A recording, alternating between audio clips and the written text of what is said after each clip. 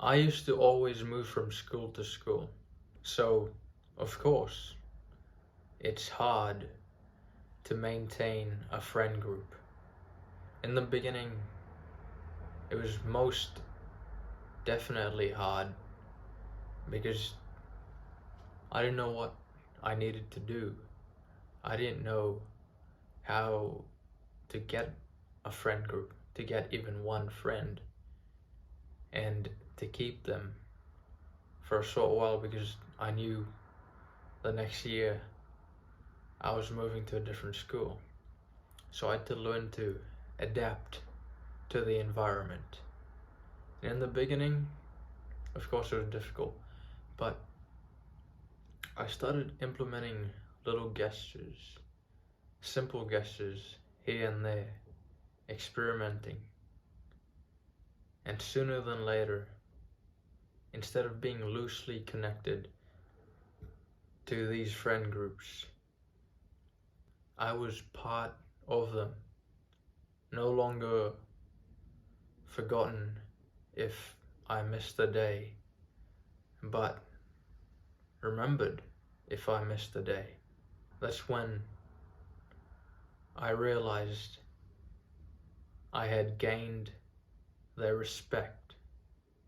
And so I want to teach you how to gain people's respect. Step number 1, eye contact. Now, I've said this before, but when you're in a conversation with someone, it's most important that you look at them, right at their face. Now, you don't have to be looking right into their eyes because it's really hard to track their eyes, but right at the center, above the nose, right here, you want to be looking there. And you don't have to stare there all the time, just enough that they know you're listening to their conversation and they feel comfortable so they can share more to you, open up, and in turn you can open up to them.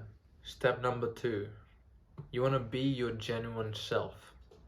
Okay, I know a lot of you guys put on personas when you're in different groups because of course you want to fit in. You don't want to be left out, you don't want to be forgotten.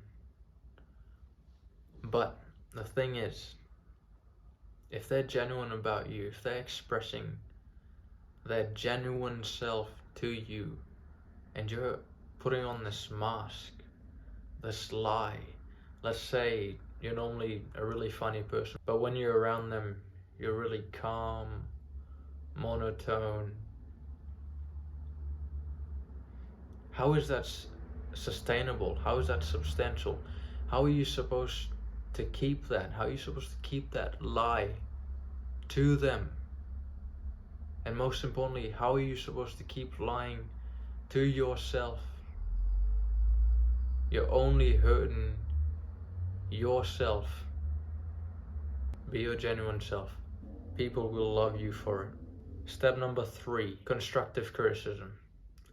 I want you to not be afraid to give constructive criticism.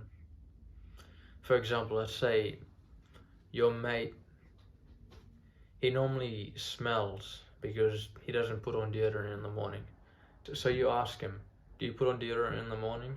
And they'll go, no, I only put it on if I'm doing sports activities. Then tell them why it's really important to put on deodorant in the morning, as well as after lunch, after they've played with the basketball or whatever sport, and let them take this in. And the next day, if they're still smelling of this odor, that means they don't want to listen to you.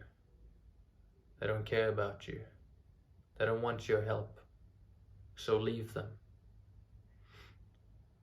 But now if they do come back the next morning smelling much better,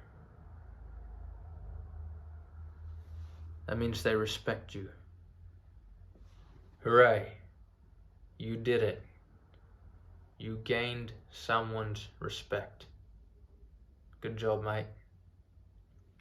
I look forward to seeing you in the next video.